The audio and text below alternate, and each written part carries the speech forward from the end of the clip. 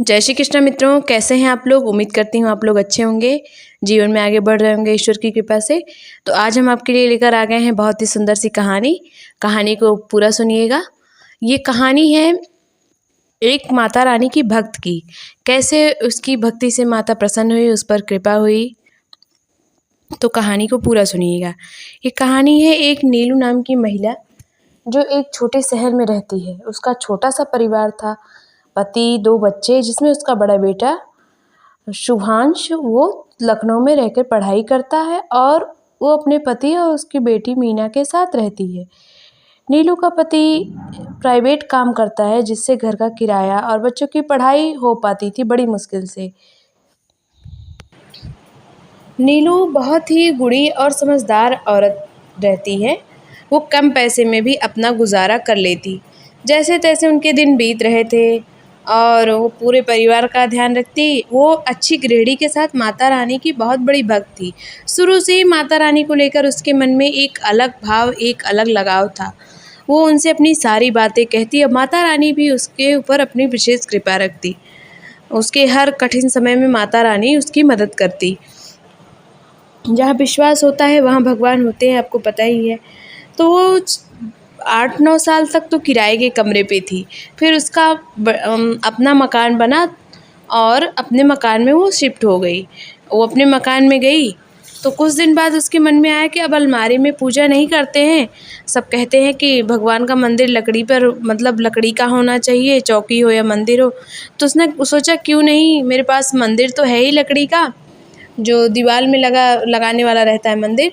मैं इसे चौकी पर विराजित कर नीचे बैठकर अच्छे से बढ़िया से पूजा करूं, क्योंकि सब लोग कहते हैं पूजा नीचे बैठ के करनी चाहिए और आराम भी रहता है और ध्यान भी लगता है।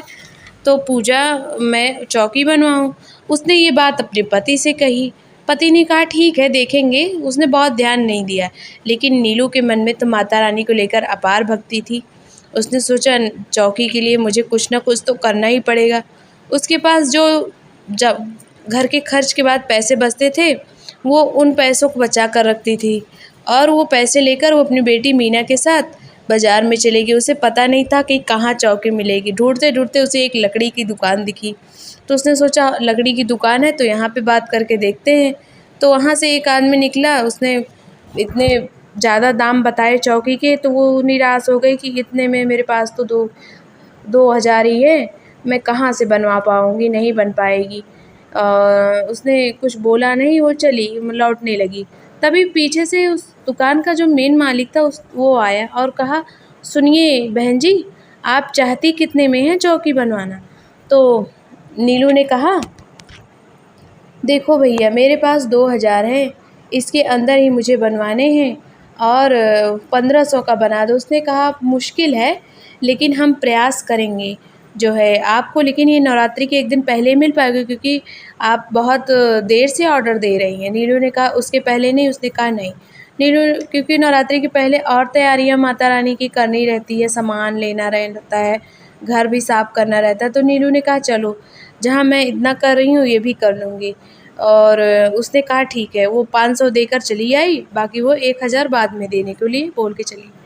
फिर उसने अपने सोचा उस दिन, एक दिन पहले अपने पति को बोल दूँगी, वो जाके ले आएंगे। लेकिन संजोग से उसके पति को उस दिन कोई काम आ गया, वो बाहर चले गए और वो उनसे कह ही नहीं पाए। उसने सोचा कि अब बाहर गए, क्या परेशान करना, और अगर मैं कह भी दूँगी तो भी नहीं, वो कहेंगे दूसरे दिन आएगी, कौन सी तुम्हें जल्दी है, पूजा तो तुम कर ही रही हो।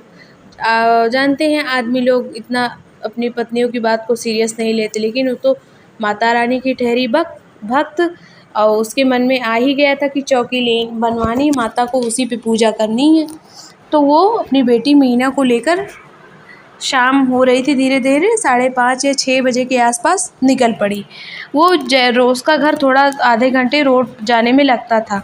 तो वो वहाँ से रोड तक गई और रिक्शा किया और दुकान तक पहुँची, और उसको पहुँचते पहुँचते 7:30 हो गए। और वो दुकान का जब वो पहुँची तो वहाँ दुकान पे जो उसका मालिक था वो नहीं था, कोई दूसरा आदमी था। उसने पूछा वो कहाँ गए हैं जिनकी ये दुकान है। तो उसने कहा वो अभी किसी काम से घर गए हैं और अभी वो सुबह ही आएंगे। आपको आपका सामान सुबह ही मिल पाएगा। उससे बड़ी निराशा। उसने कहा फ़ोन करके आप भैया पूछ लीजिए, मैंने ऑर्डर दिया था चौकी का।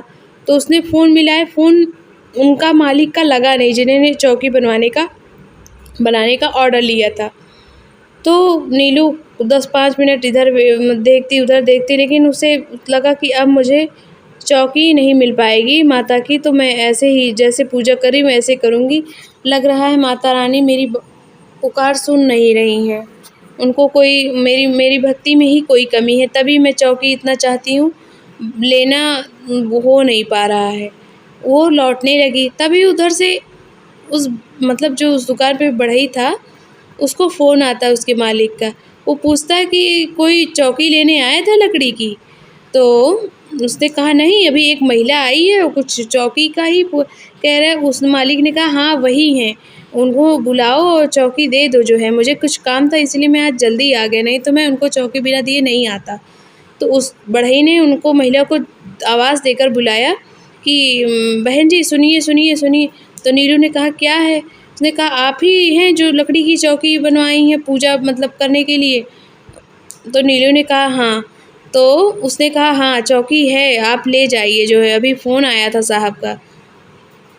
उसके बाद नीलू को बड़ी खुशी हुई। उस बढ़ई ने रिक्शा रुकवाया और चौकी को उस पर रख दिया और नीलू और उसकी बेटी मीना बैठकर घर की तरफ निकल पड़े। उस दिन मौसम बहुत ख़राब था, तेज़ से बारिश हो रही थी और गड़गड़ाहट हो रही थी बादल में। तूफ़ान भी आया था, तो शहर के लोग अफरा-तफरी में लगभग रोड खाली ही हो रही थी, कुछ ही लोग उस पे रोड पे दिखाई दे रहे थे। तो रिक्शे वाला जो है लेकर चल रहा था उनको। तो नीलू का घर रोड से 1 मीटर अंदर था, जहाँ रिक्शा आना बड़ा मुश्किल था क्योंकि रोड सही था नहीं और कोई रिक्शा वाला अंदर आने के लिए तैयार नहीं होता था। और अगर आप एक्स्ट्रा पैसे तो जैसे-तैसे हो भी जाए तो पूरा घर तक नहीं छोड़ता था, आधी गली तक छोड़कर चले जाते थे क्योंकि उन्हें रिक्शा वापस ले जाने में दिक्कत होती थी। तो नीलू ने कहा अब कैसे चौकी अंदर तक जाए, अभी उसका पति भी आया नहीं था, तो उसे नहीं तो फ़ोन करके कह देती। तो उसने कहा चलो रिक्शे वाले से एक बार बात करके देखते हैं, जो होगा देखा जाएगा। उसने कहा भैया क्या आप हमें हमारे गली तक छोड़ दोगे? पैसे ज़्यादा ले लेना। रिक्शा वाला एक बार में ही मान गया, जबकि और रिक्शे वाले तो 10 बार कहो तो भी नहीं सुनते थे और सुन भी लें तो उनका मुँह ही फूला रहता था। वो खुशी-खुशी कहा ठीक है आंटी मैं ले चलूँगा। वो कोई नवयुवक ही था, मतलब जैसे नया लड़का 25-26 साल का जो भी हो। तो वो रिक्शा अंदर लेकर आने लगा और वो उसकी 1 किलोमीटर अंदर तक थोड़ा आया और नीलू ने अपने घर के 10 कदम पहले ही रोक दिया क्योंकि उसका घर थोड़ा जहाँ था वहाँ पे एकदम रिक्शा पानी भरा था, बरसात हो ही रही थी। तो उसने सोचा कि अभी ये ले भी जाएगा तो रिक्शा कहीं पानी में ना फँस जाए, इन्हें भी परेशानी हो। यहाँ से मैं बच बचा के पैदल मैं चौकी लेकर चली भी जाऊँगी।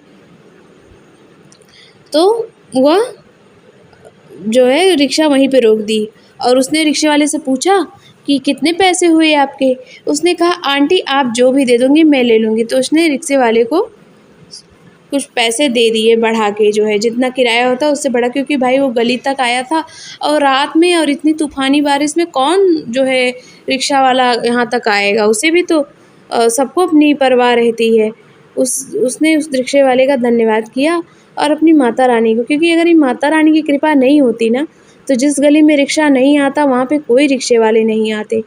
ये माता रानी की ही कृपा है। वो उसकी बेटी मीना चौकी पकड़ कर आने लगे, तभी रास्ते में उसका पति भी आ गया और वो चौकी लेकर घर तक मतलब लेकर चला आया।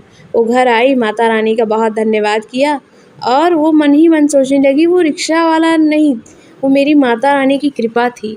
नहीं तो यहाँ पे इतना कहो तो कोई रिक्शे वाले नहीं आते, एक गली तक नहीं आते, इतना अंदर कोई आया। अगर वो उस दिन रिक्शे वाले से ये कहती ना कि भैया इस पानी में चलो, मतलब मेरे घर तक चलो तुम, तो वो तैयार हो जाता। और यह कहती कि तुम पैदल ही मेरी चौकी पहुँचा दो घर तक, तो वो तो भी तैयार हो जाता।